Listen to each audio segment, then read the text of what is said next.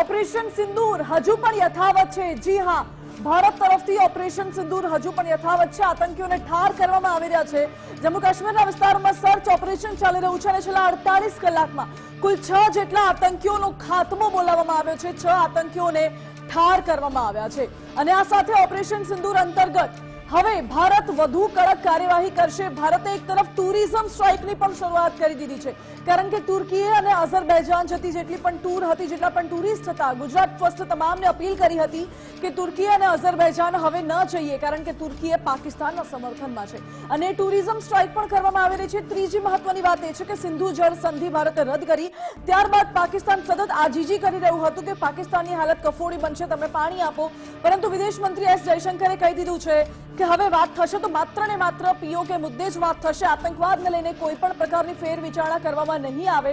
આતંકવાદ વિરુદ્ધની લડાઈ હજુ પણ યથાવત છે અને સિંધુ જળ સંધિ મુદ્દે હાલ કોઈ જ પ્રકારનો નિર્ણય લેવામાં નહીં આવે જ્યાં સુધી પાકિસ્તાન આતંકવાદીઓનો સાથ છોડી ન દે। વિદેશ મંત્રીએ સ્પષ્ટ કહી દીધું છે। આ સાથે રક્ષા મંત્રી જે જમ્મુ કાશ્મીરની મુલાકાતે હતા આજે, જમ્મુ કાશ્મીરમાં તેમણે જવાનોનો હौसલો તો બઢાવ્યો છે, પરંતુ સાથે સાથે મહત્વપૂર્ણ નિવેદન પણ આપ્યું છે। તમામ મુદ્દા પર વાત કરવી છે। શરૂઆત કરવી છે મોટા સમાચારથી। ઓપરેશન સિંદૂર અંગે વિદેશ મંત્રી એસ જયશંકરે સાફ વાત કહી છે। ઓપરેશન સિંદૂર અંગે પાકિસ્તાને આગોતરા જાણ પાકિસ્તાનને કરવામાં આવી હતી। પાકિસ્તાની સેનાને ભારતની કાર્યવાહીથી દૂર રહેવા માટે પણ કહ્યું હતું, જો કે માત્ર આતંકી ઠેકાણા નિશાને હોવાની પણ જાણકારી આપી હતી। વિદેશ મંત્રીએ કહ્યું છે કે અમે આતંકી ઠેકાણા નેસ્ત નાબૂદ કર્યા, સમગ્ર વિશ્વનું ભારતને સમર્થન મળ્યું છે, આતંકીઓને ભારતને સોંપી દે પાકિસ્તાન, તેવું પણ કહ્યું। પાકિસ્તાન સાથે આતંક અને પીઓકે મુદ્દે જ હવે વાતચીત થશે। પાકિસ્તાન સાથે માત્ર દ્વિપક્ષીય વાતચીત જ સંભવ છે તેવું વિદેશ મંત્રીએ નિવેદન આપ્યું છે। With them will be bilateral and strictly bilateral. That is a national consensus for many years, and there is absolutely no change in that consensus that dealings with Pakistan will be bilateral. Talks with Pakistan. I think the Prime Minister made it very clear that the only talks with Pakistan will be on terror. That Pakistan has a list of terrorists who need to be handed over. They have to shut down the terrorist infrastructure. They know what to do. We are prepared to discuss with them what is to be done on terrorism. Those are the talks which are feasible. Water issues have been raised. Again, you all know, and I re-emphasize, the Cabinet Committee on Security and the government, obviously, was very clear that the Indus Waters Treaty is held in abeyance and will be continued to be held in abeyance until cross-border terrorism by Pakistan is credibly and irrevocably stopped. So sometimes the Kashmir issue has been brought up. Again, the only thing which remains to be discussed on Kashmir is the vacation of illegally occupied Indian territory in Pakistan-occupied Kashmir. We are open to discussing that with Pakistan. So I want, to spell out our positions very clearly so that, what is in your minds and what many of you have raised with me on various occasions. The government's position is very, very clear. એટલે વિદેશ મંત્રી S જયશંકરે અનેક મુદ્દે સાફ વાતચીત કરી છે અને સિંધુ જળ સંધિ મુદ્દે પણ વાત કરી। આતંક રોકે પાકિસ્તાન, જ્યાં સુધી પાકિસ્તાન આતંક નહીં રોકે ત્યાં સુધી આ સિંધુ જળ સંધિ સ્થગિત રહેશે। પાકિસ્તાન આતંકવાદ રોકશે તો જ સંધિ પર વિચાર કરવામાં આવશે તેવું વિદેશ મંત્રીએ કહ્યું છે। આ સાથે પાકિસ્તાન ગભરાઈ ગયું છે, એટલે પાકિસ્તાન ભારતને સતત આજીજી કરતું આવ્યું છે। ફરી એકવાર પાકિસ્તાને ભારતને આજીજી કરી છે।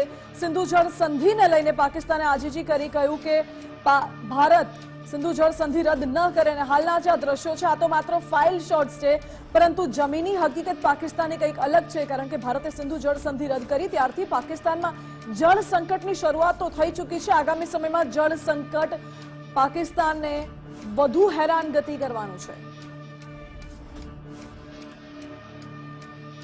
Have been raised. Again, you all know, and I re-emphasize, the Cabinet Committee on Security and the government, obviously, was very clear that the Indus Waters Treaty is held in abeyance and will be continued to be held in abeyance until cross-border terrorism by Pakistan is credibly and irrevocably stopped. તો આ સિંધુ જળ સંધિ પર મધ્યસ્થી કરવાનો વિશ્વ બેંકના ચીફે પણ સાફ ઇનકાર કરી દીધો છે. આ સાથે ઓપરેશન સિંદૂરને લગતી એક સૌથી મોટી જાણકારી અત્યારે મળી રહી છે. ભારતનો પ્રચંડ પ્રહાર થવાનું બહુ પહેલા જ નક્કી હતું. વડાપ્રધાન નરેન્દ્ર મોદી સાઉદી અરબમાં જ નિર્ણય લઈ લીધો હતો કે પાકિસ્તાનને તેની આ કરતૂતનો જવાબ આપવામાં આવશે. ઓપરેશન સિંદૂર અંતર્ગત સૂત્રોના આધારે એક રોચક જાણકારી મળી રહી છે. પહલગામ હુમલો થતા જ વડાપ્રધાને સાઉદીમાં જ નક્કી કરી લીધું હતું આ વખતે કંઈક મોટું કરવું પડશે તેવો નિર્ણય કરી લીધો હતો. 23 એપ્રિલે સબક શીખવવા માટેની વ્યૂહરચના શરૂ કરાઈ હતી. 22 એપ્રિલે પહલગામમાં આતંકીઓએ એટેક કર્યો હતો. વડાપ્રધાન નરેન્દ્ર મોદી સાઉદીના પ્રવાસે હતા. વડાપ્રધાને સાઉદીનો પ્રવાસ ટૂંકાવ્યો અને 23 એપ્રિલે બેઠકોનો દોર શરૂ થયો ત્યારે જ નક્કી કરી લેવામાં આવ્યું હતું કે આ વખતે આતંકિસ્તાનનો ખાત્મો બોલાવવાનો જ છે. પાકિસ્તાને સબક શીખવવા માટે બેઠકોની વણઝાર થઈ. ગુપ્ત વોર રૂમમાં ઓપરેશન સિંદૂર પૂર્વે 45 બેઠકો થઈ. વડાપ્રધાન નિવાસસ્થાન સિવાય કુલ 45 ગુપ્ત બેઠકો થઈ અને ગુપ્ત સ્થળે બનેલા વોર રૂમથી આખા ઓપરેશનનું મોનિટરિંગ પણ કરાયું. ઓપરેશન સિંદૂર બાદ ભારતને વળતા દુસ્સાહસની પણ જાણ હતી એટલે ઇન્ટેલિજન્સ યુનિટે સેનાને આગોતરા જાણ કરી દીધી હતી. ભારતના ઓપરેશન પૂર્વે જ જવાબી દુસ્સાહસ માટે ભારત તૈયાર હતું. મારી સાથે આ જ મુદ્દે ન્યૂઝરૂમથી ઉમંગ રાવલ લાઈવ જોડાઈ ગયા છે. ઉમંગ, ભારતે પહેલાથી જ નિર્ધાર કરી રાખ્યો હતો કે પાકિસ્તાન પર હવે કાઉન્ટર સ્ટ્રાઇક તો કરવી જ પડશે અને ભારતને ખબર હતી કે પાકિસ્તાન વળતો જવાબ આપશે, પાકિસ્તાન અવળચંડાઈ કરવાનું છે, એની માટે પણ આપણે તૈયાર હતા. બિલકુલ, તમે જુઓ કે જ્યારે પહેલગામ હુમલો થયો અને વડાપ્રધાને જેવા જ તેમનો જે પ્રવાસ હતો એ રોકી અને ભારત ફરે છે, પરંતુ એમના મનમાં ત્યારથી જ એ વિચારો અને ચક્રવ્યૂહ કે પાકિસ્તાનને પરાસ્ત કઈ રીતે કરવું અને તેના જે વિચારો છે એ પ્રવાસથી જ્યારે લોટી રહ્યા હતા ત્યારે જ એમના મનમાં છે તૈયારીઓ થઈ ગઈ હતી કે આ વખતે પાકિસ્તાનને કઈ રીતે જવાબ આપવો છે. પાકિસ્તાનથી જ્યારે આ પહેલગામ હુમલો થયો ને પાકિસ્તાનને વળતો જવાબ આપવાનો હતો એ પહેલા પણ પાકિસ્તાનને જાણ છે કરી દેવામાં આવી હતી કે આતંકના ઠેકાણાઓ જે છે એને જ અમે નેસ્તો નાબૂદ કરવાના છીએ, એટલે મહેરબાની કરી અને પાકિસ્તાન આમાં ક્યાંય અવળચંડાઈ ના કરે અને વચ્ચે ના આવે. પરંતુ આ પાકિસ્તાન છે નાપાક હરકતો કરવા માટે જાણીતું છે. જેવું જ ભારતે હુમલો કર્યો અને તરત જ છે એને ડ્રોન છોડવાના ચાલુ કરી દીધા, જેમાં ગુજરાત સહિત જમ્મુ કાશ્મીર પંજાબમાં પ્રાંતમાં પણ તેને ડ્રોનથી હુમલાઓ કર્યા. ઇવન કે એની જે એક મિસાઇલ છે ફતેહ એ પણ છે દિલ્હીને ટાર્ગેટ કરી અને છોડી હોવાની વાત પણ છે એ પણ સામે આવી હતી. જોકે આપણી જે ડિફેન્સ સિસ્ટમો છે એમણે પાકિસ્તાનનો એક પણ હુમલો છે એ સફળ ન થવા દીધો અને એમની જ સીમામાં એટલે કે પાકિસ્તાનની સરજમી ઉપર એ તમામે તમામ હુમલા છે નાકામ કરી દીધા હતા. ત્યારબાદની જો વાત કરીએ તો જે લગભગ 45 જેટલી જે બેઠકો હતી, બેઠકોની અંદર રણનીતિ માત્ર એટલી હતી કે પાકિસ્તાનને આ વખતે પૂરું કરી દેવું છે, કારણ કે ભારત પાકિસ્તાનની ફિતરત જે છે તેનાથી વાકેફ છે. કારણ કે પાકિસ્તાન હંમેશા જ્યારે પણ ગતિવિધિઓ આતંકી ગતિવિધિઓ થઈ કે ભારતે વળતો જવાબ આપવાનો જ્યારે પ્રયત્ન કર્યો છે, ભારતે જ્યારે જવાબ આપ્યો છે, પરંતુ ફરીથી પાકિસ્તાન પાછું વળી અને પીઠમાં ઘા કરવા માટે જાણીતું છે ને એ ભલીભાંતિ ભારત જાણતું હતું ને એટલા માટે જે તૈયારીઓ પણ હતી અને એટલા માટે જ જ્યારે પહેલો જે નિર્ણય લેવામાં આવ્યો સિંધુ જળસંધિ વાળો અને ત્યારે પણ સ્પષ્ટ કહી દેવામાં આવ્યું હતું કે આ જે જળસંધિ છે જે નિર્ણય હતો એ રદ કરી દેવામાં આવે છે અને પાકિસ્તાનને સિંધુનું જળ નહીં આપીએ એ નિર્ણય સૌથી પહેલો હતો કે જે સૌથી ડિપ્લોમેટિક આપણે સ્ટ્રાઇક જો કહીએ ભારતની તો એ હતી અને એક માઇન્ડ ગેમ છે ભારત પાકિસ્તાન સામે રમ્યું અને એને લઈને જ એસ જયશંકર છે તેમણે પણ એ સ્પષ્ટતા કરી દીધી કે આ જે જળસંધિ છે અને જે નિર્ણય ભારત થકી જે લેવામાં આવે છે દ્વિપક્ષીય વાત ત્યારે જ થશે જ્યારે પીઓકેની વાત થશે, આતંકીઓને ભારતને સોંપી દેવામાં આવશે અને આતંકને નેસ્તો નાબૂદ કરવા માટે પાકિસ્તાન જો ખરા અર્થમાં આતંકને પૂરું કરવા માંગે છે તો એને ફ્રન્ટ ફૂટ પર આવી અને જે સચ્ચાઈ સાથે એટલે કે સત્યતા સાથે વાત કરવી એ જરૂરી બનશે, તો જ આ વાત થશે ને તો જ સિંધુ જળસંધિના પાણી જે રદ કરવામાં આવ્યો છે એ એના ઉપર ચર્ચા કરવામાં આવશે.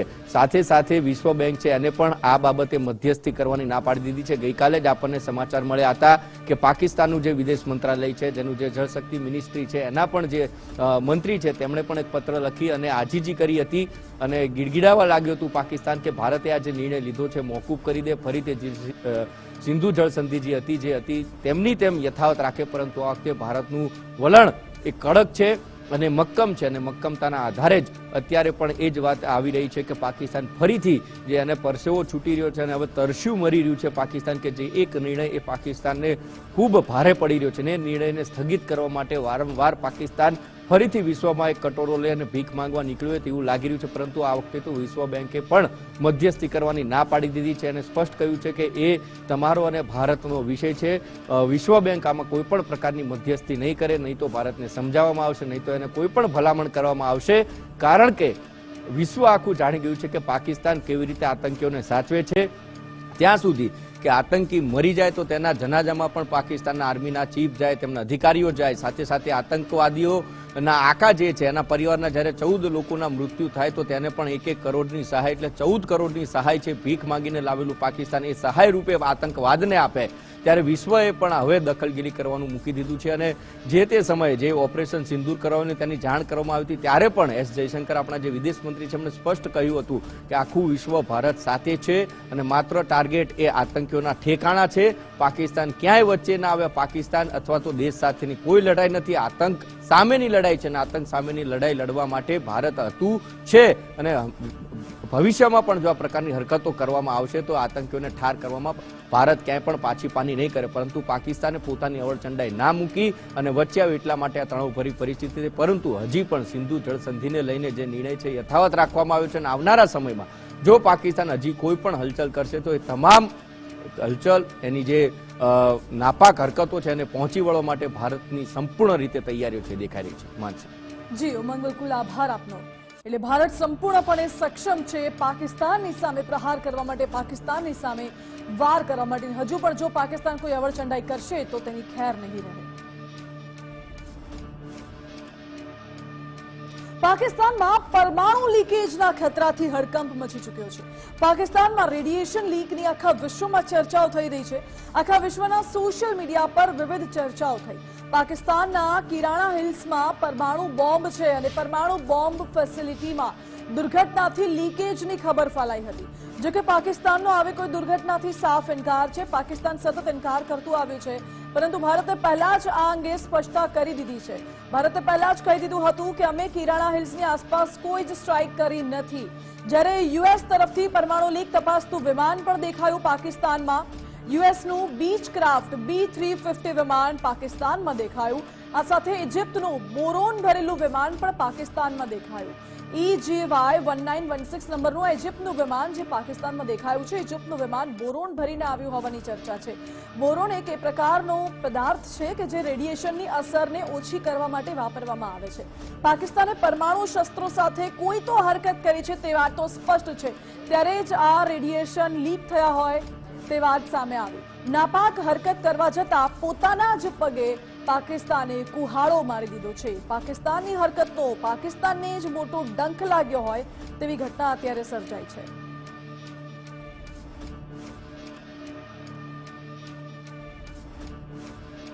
તો પાકિસ્તાનના પરમાણુ લીકેજના ખતરાથી મોટો હડકંપ મચી ચૂક્યો છે. રેડિયેશન લીકેજના દાવા અંગે અમેરિકાએ પ્રતિક્રિયા આપી છે. અમેરિકી વિદેશ વિભાગની પ્રથમ પ્રતિક્રિયા સામે આવી છે. હાલમાં પૂર્વાવલોકન કરવા માટે કંઈ જ નથી, અમેરિકાએ કહ્યું છે.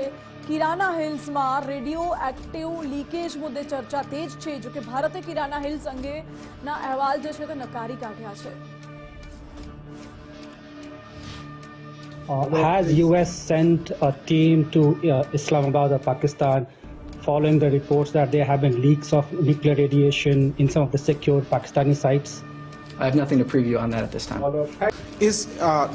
Is there a confirmation that we actually hit Kirana Hills, or we were careful of not to do any such thing? Thank you. Thank you for telling us that Kirana Hill houses some nuclear installation. We did not know about it. Okay. And we've not hit Kirana Hills, whatever is there. Okay. I did not brief in my briefing yesterday. Thank you. તો પાકિસ્તાનમાં radiation લીકની ચર્ચા વચ્ચે રક્ષા પ્રધાન રાજનાથ સિંહે વાર કર્યો છે. સંરક્ષણ મંત્રી રાજનાથ સિંહે IAEA સાફ શબ્દોમાં કહી દીધું છે કે પાકિસ્તાનના પરમાણુ હથિયારોનો કંટ્રોલ લે IAEA. પાકિસ્તાન જેવા રાષ્ટ્રમાં પરમાણુ હથિયારો સલામત નથી. ઇન્ટરનેશનલ એટોમિક એનર્જી એજન્સી છે પરમાણુ વોચડોગ અને વિશ્વભરના પરમાણુ હથિયારો પર નજર રાખે છે આ એજન્સી। साथियों, ऑपरेशन सिंदूर की कामयाबी ने पाकिस्तान में छिपे आतंकी संगठनों और उनके आकाओं को भी यह साफ बता दिया है कि वे कहीं भी अपने आप को महफूज और सुरक्षित न समझें। अब वे हमारे बहादुर भारतीय सेनाओं के निशाने पर हैं। दुनिया जानती है हमारी सेनाओं का निशाना अचूक है और वो जब वो निशाना लगाते हैं तो गिनती करने का काम वह दुश्मनों पर छोड़ देते हैं। साथियों, आज आतंकवाद के खिलाफ भारत की प्रतिज्ञा कितनी कठोर है इसका पता इसी बात से चलता है कि हमने उनके न्यूक्लियर ब्लैकमेल की भी परवाह नहीं की। पूरी दुनिया ने देखा है कि कैसे गैर जिम्मेदाराना तरीके से पाकिस्तान द्वारा भारत को अनेक बार एटमी धमकियां दी गई हैं। आज श्रीनगर की धरती से मैं पूरी दुनिया के सामने यह सवाल उठाना चाहता हूं कि क्या ऐसे गैर जिम्मेदार और रोग नेशन के हाथों में परमाणु हथियार सुरक्षित हैं? मैं दुनिया के सामने यह सवाल खड़ा करना चाहता हूं। मैं मानता हूं कि पाकिस्तान के एटमी हथियारों को IAEA international atomic energy agency की निगरानी में लिया जाना चाहिए। मैं ये कहना चाहूंगा और साफ तौर पर कहना चाहूंगा। એટલે સંરક્ષણ પ્રધાને IAEA ને અપીલ કરી છે કે પાકિસ્તાન જેવા દેશમાં આવા પરમાણુ હથિયારો ન હોવા જોઈએ। મારી સાથે ન્યૂઝરૂમથી સહયોગી વિકાસ જોડાઈ ગયા છે। વિકાસ, પાકિસ્તાનમાં પરમાણુ રેડિયેશન લીક થયાના અહેવાલ સામે આવ્યા હતા। ઇન્ટરનેશનલ સ્તરે તેની શું ચર્ચાઓ ચાલી રહી છે? ઘણી બધી પ્રતિક્રિયા આવી છે। પહેલા અમેરિકાએ તો નાચ પાડી દીધી। જે વિદેશ મંત્રાલયના અમેરિકાના પ્રવક્તા છે એમને પૂછવામાં આવ્યું, તેમણે કહ્યું કે આમાં કોઈ તપાસની જરૂરિયાત નથી। બીજા ઘણા બધા એવા જે આંતરરાષ્ટ્રીય સ્તરે જે એજન્સીઓ છે એમના તરફથી પણ એવું કહેવામાં આવ્યું કે આમાં કોઈ આમાં તપાસની જરૂરિયાત નથી। પરંતુ 10 મેની રાત્રે જે સંયોગ સર્જાયો હતો માનસી, જે એક બાદ એક ઘટનાક્રમ થયા, એના જો તાર આપણે અલગ અલગ જોડીએ તો કંઈક તો ચોક્કસથી એ પાકિસ્તાનમાં થયું છે આપણે કહી શકીએ। કારણ કે પહેલું તમને કહી દઉં કે અમેરિકાનું જે B305 માફ કરશો જે પ્લેન છે એક B350 કરીને છે, B350 બીચક્રાફ્ટ, આ જે પ્લેન છે એ વખતે પાકિસ્તાનના એર સ્પેસમાં 10 મેની રાત્રે જોવા મળ્યું। તો હવે આ કોઈ એવું સામાન્ય પ્લેન નથી। આ પ્લેન એ છે કે જ્યારે કોઈ પણ એવો વિસ્તાર કે જ્યાં પરમાણુ હથિયાર રાખવામાં આવે છે, પરમાણુ બોમ્બ છે, જો એને કોઈ નુકસાન પહોંચ્યું છે, જો એના પર હુમલો થયો છે એરિયા પર, તો પછી આ જે પ્લેન છે EMS એરિયલ મેપ સર્વે એ તપાસ કરે છે ને પછી શું કોઈ રેડિયેશન ફેલાયું છે કે કેમ એની તપાસ કરતો હોય છે। સવાલ એ છે કે 10 મેની રાત્રે આ પ્લેન પાકિસ્તાનના એર સ્પેસમાં શું કરતું હતું? જે એરબેઝ પર આપણે એટેક કર્યો હતો, નૂર ખાન એરબેઝ, આ વિસ્તારમાં જ આ અમેરિકાનું આ પ્લેન ત્યાં ફરી રહ્યું હતું। બીજો સંયોગ એ છે કે ઇજિપ્તનું એક કાર્ગો વિમાન 1916 એ પણ સંયોગી હતો કે એ પણ આ સમય દરમિયાન ત્યાં પાકિસ્તાનની એર સ્પેસમાં હતું અને એ પણ જે નૂર ખાન એરબેઝ છે એ વિસ્તારમાં ત્યાં ફરી રહ્યું હતું। એક જે કેમિકલ આવે છે જે રેડિયેશનને ઓછું કરવાનું કામ કરે છે, આ ન્યુક્લિયર રિએક્શન હટાવવાનું કામ કરે છે, એ કેમિકલ લઈને આ કાર્ગો પ્લેન 10 મેની રાત્રે આવી રહ્યું હતું। ત્રીજો સંયોગ એ છે કે ભારતે જ્યારે પાકિસ્તાન પર હુમલો કર્યો, જ્યારે ભારતે પાકિસ્તાનના એરબેઝ પર એટેક કર્યો હતો, એ પણ 10 મેનો દિવસ છે, એ મોડી રાત્રે 1 વાગ્યાથી વહેલી સવારે 4 વાગ્યા સુધીનું ઓપરેશન હતું। આ એક સંયોગ છે। બીજો ચોથો સંયોગ એ પણ છે કે જ્યારે પાકિસ્તાનમાં ભૂકંપ આવ્યો હતો, પાકિસ્તાનમાં ભૂકંપ જે અફઘાનિસ્તાન બોર્ડરથી અડેલ બલુચિસ્તાન વિસ્તાર છે, એક એવો વિસ્તાર જ્યાં ભૂકંપ આવ્યો હતો અને પાકિસ્તાને સૌ પ્રથમ પોતાનું જે ન્યુક્લિયર પરીક્ષણ છે એ જ જગ્યાએ કર્યું હતું। એટલે સવાલ એ પણ ઉઠે છે કે શું એ દરમિયાન પાકિસ્તાને કોઈ વધુ કોઈ ન્યુક્લિયર ટેસ્ટ કર્યું છે કે પછી આમાં કોઈ ભૂકંપના આંચકા આવ્યા છે? આ ઘણા બધા સવાલ થઈ રહ્યા છે। એક બાજુ જે ઘણા બધા વિડીયો સોશિયલ મીડિયામાં વાયરલ થઈ રહ્યા છે કે જે ત્યાં એટેક થયો, ઘણા બધા એવા પાકિસ્તાની સોલ્જર છે કે જેમને કોઈ એવી બોમ્બના કારણે કે પછી કોઈ મિસાઇલના કારણે નુકસાન નથી પહોંચ્યું, પરંતુ એમને રિએક્શન આવ્યું છે રેડિયેશનના કારણે અને પછી તે હોસ્પિટલમાં સારવાર લે છે। આવા વિડીયોઝ પણ વાયરલ થયા છે। આ બધા સંયોગને લઈ ભારતીય સેનાને સવાલ પણ પૂછવામાં આવ્યો હતો કે શું ભારતે કોઈ એવા પરમાણુ એરિયા છે, પરમાણુ બોમ્બ ફિટ કરેલા છે, ત્યાં એટેક કર્યો છે? આપણા જે અધિકારી છે એર માર્શલ તેમણે એવો જવાબ આપ્યો હતો કે અમે ફક્ત ને ફક્ત પાકિસ્તાનના એરબેઝને જ નિશાને લીધું છે, અમે કોઈ એ પરમાણુ સાઇટને તેના પર નિશાન તાક્યું નથી. તો પછી બીજી થિયરી એ સામે આવે છે કે શું પાકિસ્તાન એ ચેષ્ટા કરતું હતું કે ન્યુક્લિયર બોમ્બ તૈયાર કરીને એ જે ગીદડ ભપકી આપતા હતા એનો પ્રયત્ન થઈ રહ્યો હતો, અથવા તો પછી કોઈ નવી જ રીતે આ લોકો ન્યુક્લિયર વધુ એક ટેસ્ટ કરવા જઈ રહ્યા હતા? આ ઘણા બધા સવાલ અહીંયા થઈ રહ્યા છે અને એટલા માટે જ રક્ષા મંત્રી રાજનાથસિંહે કહ્યું છે કે જે ઇન્ટરનેશનલ સંસ્થા છે જે આ બધી બાબતોનું ધ્યાન રાખે છે, એણે સામે ચાલીને સંજ્ઞાન લઈને પાકિસ્તાનની એરિયામાં જ્યાં પણ આવા ન્યુક્લિયર સાઇટ છે, જ્યાં પણ એ લોકો ન્યુક્લિયર હથિયાર રાખે છે, વેપન છે, એને સીલ મારી દેવા જોઈએ, એને જપ્ત કરી લેવા જોઈએ. કારણ કે પાકિસ્તાન એક એવું રાષ્ટ્ર છે જેના પર આપણે ભરોસો કરી શકતા નથી, જેના પર કોઈ વિશ્વાસ ન કરી શકે. એટલે યુએનએસસી ની મદદ લઈને આ તમામ સાઇટ સીલ કરો, સાથે સાથે પરમાણુ હથિયાર પણ જપ્ત કરી લો. કારણ કે પાકિસ્તાન એક એવું સ્ટેટ છે જે આતંકવાદીઓને પણ આ બોમ્બ આપી શકે છે. એટલે કે દુનિયાભરના જે દેશો છે એની જે પ્રભુતા પર હુમલો થઈ શકે છે, રાજનીતિક અહીંયા બદલાવ આવી શકે છે, ટેરર એટેક પણ થઈ શકે છે જો આતંકવાદીઓના હાથમાં પરમાણુ હથિયાર આવ્યા તો. એટલે કે હવે ભારતે પાકિસ્તાન સામે બીજો મોરચો એ ખોલ્યો છે કે પાકિસ્તાનના જે પરમાણુ હથિયાર છે એને પણ જપ્ત કરી લો, જેટલા પણ હથિયાર છે એ પાછા આપી દો, એ રીતની તૈયારી હવે થઈ ચૂકી છે. આ જે મુદ્દો છે એને યુએનએસસીમાં પણ ઉઠાવવામાં આવશે અને પાકિસ્તાન જે અલગ અલગ કાવતરા રચી રહ્યું છે તેને લઈને પણ તપાસ થવી જોઈએ.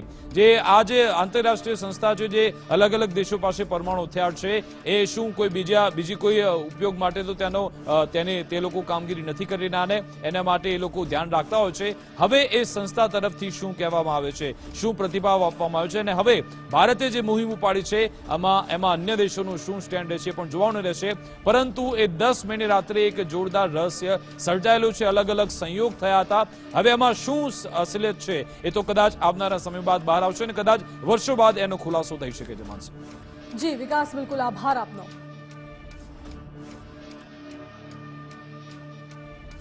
એટલે પરમાણુ હથિયારોને લઈને જે અલગ અલગ થિયરી છે પાકિસ્તાનમાં તે તો આપણે સાંભળી. હવે મોટા સમાચાર એ પણ છે કે વડાપ્રધાન નરેન્દ્ર મોદી ભુજ એરબેઝની મુલાકાત લે તેવી શક્યતા હાલ સેવાઈ રહી છે. ઓપરેશન સિંદૂર બાદ એરબેઝની મુલાકાત લેવાના છે વડાપ્રધાન નરેન્દ્ર મોદી. 27 મે ભુજ એરબેઝની મુલાકાત લઈ શકે છે પીએમ. ભુજમાં એક સભાને સંબોધન પણ કરી શકે છે. આ સાથે જ સેનાના જવાનોમાં ઉત્સાહ વધારવા તેઓ ભુજ એરબેઝ આવે તેવી હાલ તો શક્યતા સેવાઈ રહી છે. જો કે વડાપ્રધાન નરેન્દ્ર મોદી ભુજ આવે એવી કોઈ ઔપચારિક માહિતી નથી આપવામાં આવી, પરંતુ પાકિસ્તાને સૌથી વધુ અગર ટાર્ગેટ કર્યું હોય તો એ ભુજને ટાર્ગેટ કર્યું હતું અને જમ્મુ કાશ્મીરમાં ટાર્ગેટ કર્યું હતું. એટલે ભુજ એરબેઝને આપણે કોઈ નુકસાન પહોંચ્યું નથી, પરંતુ ભારતે જડબાતોડ વળતો જવાબ પણ આપ્યો છે. પરંતુ ભુજ એરબેઝની મુલાકાત લેવા માટે પીએમ મોદી આવી રહ્યા છે, જવાનોનો જુસ્સો પણ વધારશે. આ પહેલા સંરક્ષણ પ્રધાન રાજનાથસિંહ પણ આગામી 1 થી 2 દિવસમાં ભુજ એરબેઝની મુલાકાત લેવા આવે તેવી શક્યતા છે.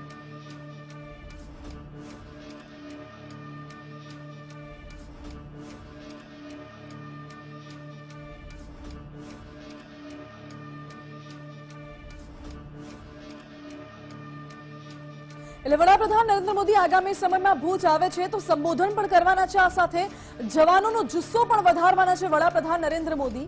અને આ સાથે સંરક્ષણ પ્રધાન રાજનાથસિંહ છે તેઓ પણ ભુજ આવે અને એરબેઝની મુલાકાત લે તેવી શક્યતા છે. અગાઉ જ્યારે ભારત પાકિસ્તાન વચ્ચે તણાવ અને સંઘર્ષની સ્થિતિ હતી ત્યારે પણ પાકિસ્તાને ભુજ એરબેઝને નુકસાન પહોંચાડ્યું હતું, પરંતુ એ માથા પરની વીર મહિલાઓ હતી જેમણે ભુજ એરબેઝને રાતોરાત આખો રનવે તૈયાર કરી નાખ્યો હતો. એટલે આ વખતે પણ કોઈ નુકસાન નથી થયું, પરંતુ જવાનોનો ઉત્સાહ વધારવા માટે, મુલાકાત લેવા માટે અને ત્યાંની પ્રજાને સંબોધન કરવા માટે વડાપ્રધાન નરેન્દ્ર મોદી આવે તેવી શક્યતા છે. તેના ઉપર પણ નજર રહેશે. આ સાથે જ સીધું અને સટમાં અત્યારે બસ આટલું જ. વધુ સમાચાર માટે આપ જોતા રહો ગુજરાત ફર્સ્ટ.